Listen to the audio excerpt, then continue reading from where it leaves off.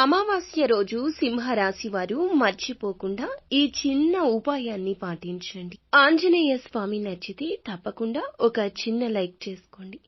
ఈ రోజున అనగా అమావాస్య రోజున ఇలా చేయడం వల్ల నరదృష్టి, చెడు దృష్టి, కను దిష్టిల నుండి బయటపడతారు. మీపై చెడు ప్రయోగాలు జరిగాయని అనుమానమా?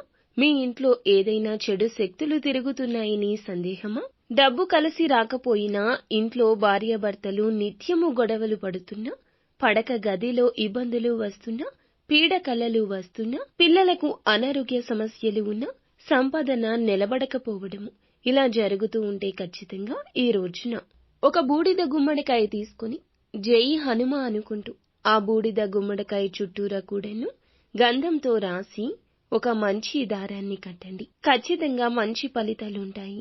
మీకు ఇంకా ఇతరత్ర ఎటువంటి సమస్యలు, సంతాన సమస్యలు, భార్యాభర్తల సమస్యలు, స్త్రీ పురుష వశీకరణం కూడా చేయగలరు మా గురువుగారు. 3 రోజుల్లో పరిష్కారం లభించును. నమ్మకంతో సంప్రదించండి.